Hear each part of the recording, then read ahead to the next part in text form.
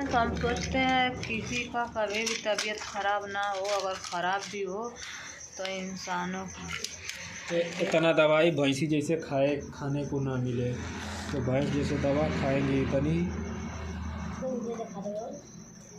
आज तो बहुत देख लीजिए, गिन लीजिए, अगर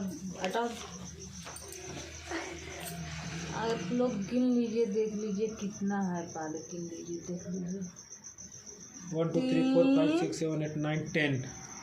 अभी एक बोतल है जो एक बोतल पीना बाकी है तो बोतल पिलाएंगे।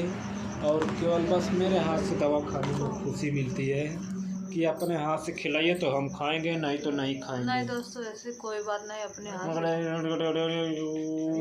अपने हाथ से खोल के खाने में जैसे अच्छा नहीं लगता है और ना ही खाने का दिल करता है, और ये खोल के दे देते हैं तो बहुत अच्छे से खा लेते हैं। सुबह में उसी के हिसाब से सुबह में दवा नहीं दिए थे, इतनी बार नाइट में मैं फिर बोली कि अगर दवा नहीं दो आप देंगे मैं जाके सो जाऊंगी, तो अभी ये दवा लेकर मुझे आए हैं देने, खोल के ले चलो दवा खा लो।